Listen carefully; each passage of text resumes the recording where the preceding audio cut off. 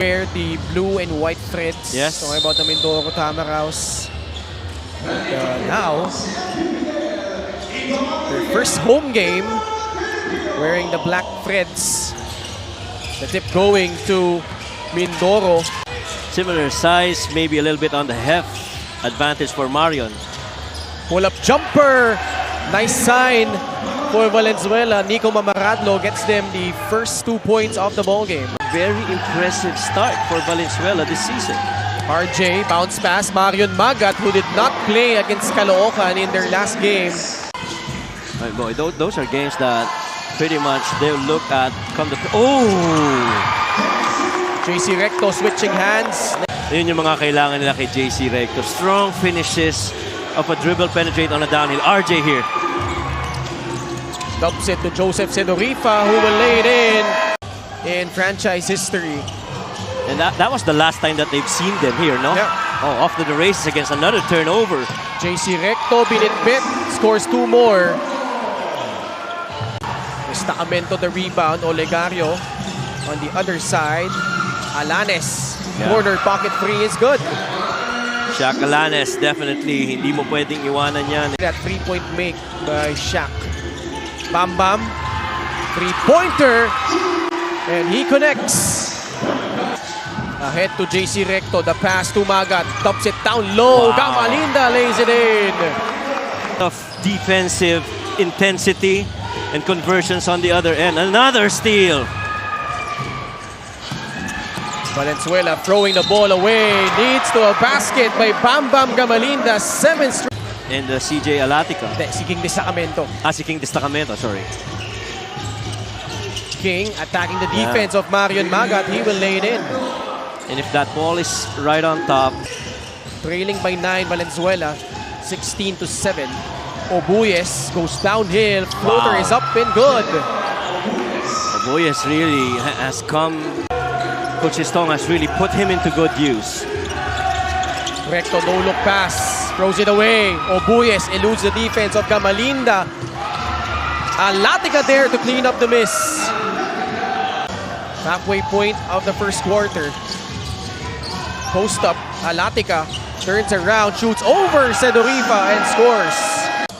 Mindoro. Palagay ko may kwento talaga dyan eh. Mamaya siguro baka malaman natin yan. Oh! Wow! CJ Alatica has turned himself in that league. Right. And now he has turned out to be a more well-rounded player. Heruela using his size. Pinagpag lang yung depensa ni Jello Obuyes. Basket and 1. Josh Flores making his debut. John Apasilde and Jonas Tibayan rounding out their 5. Jay Collado from downtown. How about that? Yeah, okay. Nag-abot sila ni Robbie? Oh naman. Okay. Abot yan. Mamaradlo, the cut and the finish. Lead down to 1. And still no field goals for Mindoro. Collado came away with a steal. Mamaradlo lost his footing. Stayed with it. Olegario wraparound pass. Rios will finish. What a sequence for the Dark Horse. Well, the Dark Horse are 3 out. So parang they had the option of staying there, but they opted not to. Christian Rios drills in a long 2-point shot. 36 all ang ating talaan. Christian Rios goes to JR Olegario. Manny Pay, the digital wallet built for the community. Olegario nakalusot. Kissing it off the glass and in. Ball screen action. 2 on the ball, you can't get split. Oh my goodness, that was clean. Lusot na lusot si Nico Mamaradlo, 12 points. I thought I saw an open lane already for JC Recto, but he saw a teammate that was open. When he got it, he too hesitated. Jay Collado in traffic, no problem. And I learned from Coach Christian that he calls you Ken Einstein. Grabe talaga ang memory mo daw. Hindi pwede magkamali sa'yo. Dahil pag nagkamali, yari kami. Even before, no, una-una magkasama tayo sa panel. Not here, ha? Ibang klase yung memory mo. I would like to know what... Naalala ko yung nakakalimutan ko. Alatica, nobody stopping the ball. He goes all the way for 2. And CJ Alatica. They have opened up an 8-point lead. Pocket pass, Gamalinda stretches and scores. Bam Bam for the Tamaraws. Gamalinda between the legs, crossover, step back over Jay Collado. goodness. All net. About that move by Bam Gamalinda. Fires a pass to Shaq Alanes. Collado off the dribble, leaning in. One-hander, the answer by Jay. Competitor talaga yun. Bumabagay talaga siya sa place ng team na ito. In fact, sinabihan daw siya ng kanyang vets in Jay Collado and Lester Reyes na he can relax a bit more here compared to his last. Although CJ is a new addition here, he said he had an impromptu team building daw while they were here in Mindoro. Sabi niya, pagdating kasi nila, wala masyadong kuryente, walang signal. So they were forced to talk to each other, laugh about the situation, and bond. Back to you guys. Thank you so much, G. Brian Eruela. Good cut. Blocked though by King Destacamento. Doubling up that shot by John Abasible.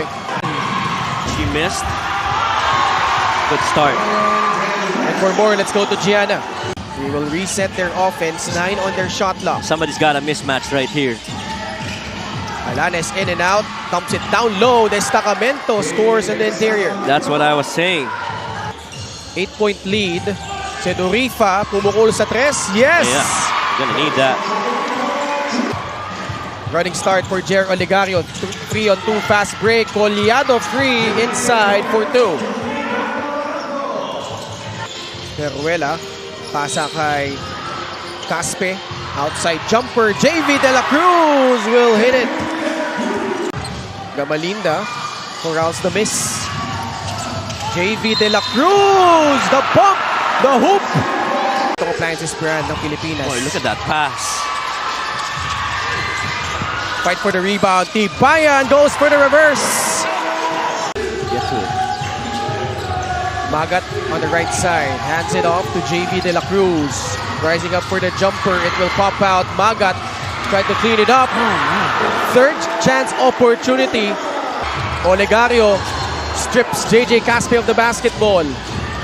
Alanes pulls the trigger. Gets it to go from downtown. That one's gotta hurt for Mindoro. Shaq. Another try from Frino. Teruta. Doing a good job boxing out Alatica. Marion Magat in stride will lay it in for 2. CJ. Oh, good pass down low. Destacamento the vision setting up Justin Alano. But they're getting tested tonight against the pesky Valenzuela City Dark Horse. Jel Obuyes with a free. Gamalinda, who's been the top dog for them. Now he stretches and scores. Entry pass, Jay Collado. Back outside, Destacamento. They'll let him shoot, and he obliges. He knocks down the trifecta. That's a shot you want him to take. And surprisingly, King Destacamento knocks it down. Nice Forceful pass. drive by JC Recto. Those are the plays you want him to make. Yes. Sinungkit yung rebound, pumihit, walang napuntahan. Magat standing his ground. Obuye, step back. Oh my. Wow, he hits it from downtown. I thought he had a better look initially. Peruela with the rebound. Sedurifa, bounce pass, Recto. Doing a good job of filling the lane. He will score off the glass. He now has 10. JC Recto for Mindoro. CJ Alatica naman for Valenzuela. This is an open look. JJ Caspe for the lead. Yes, sir! 2-point lead for the Tamaraws. Alanes to answer. Gets it to go. Collado has been silent in the 4th. Olegario turns around. Casajeros able to find a crease in the defense. Peruela against Casajeros. Turns around. Shot on its way. And he hits it. Great denial by Collado. He's actually done a great job of not letting Bam Bam Gamalinda get that basketball until that point. He failed to box out. Valenzuela dodging a bullet. Olegario throws it up. Alatica underneath. Oh, what a tough finish. Going for the reverse. Peruela finds Gamalinda. 2 seconds. Lost it. Ball still in play. Valenzuela could take the lead on this possession. Olegario will pull it out. 8 on their shot clock. Alanes still with the basketball now. Magat onto him. The spin. The layup is good from Shaq Alanes. Wow. Recto drives. He finishes. Plus the foul. 12 points, 4 steals for JC Recto. Big free throw to give them the lead. The timeline dumps it down low. Magat. Valenzuela needs to foul. Recto.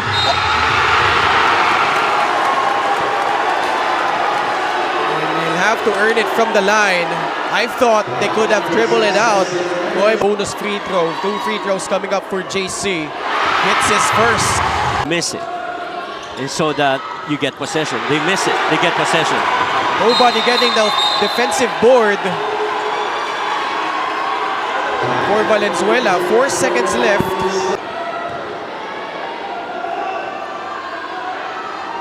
JC gets the friendly bounce on the... He makes it. Timeout Valenzuela down. Hitting clutch free throws, that 3-point play to give them the lead. Obuyes, long 3-point shot, 2 seconds left. Mindoro, like I said, commit a 5-second inbound violation. They get it to Heruela, a second remaining. He hits the second. Obuyes! No! And that's gonna do it. Mindoro will survive. Down by as many as 12 points in the second quarter. Pulling up. And you like how things have really turned out in this game. Very competitive here in Mindoro. Dark Horse gave it a compete, but this man right here, JC Recto, clearly being the guy that's ended this game in favor of the Tamaraws. Our best player of the game brought to you by Sports Plus, the official sports book of the MPBL. 16 points with 3 rebounds, 4 steals, that 3-point play to give them the lead. The guy from Pinamalayan, Oriental Mindoro, playing in front of his home province.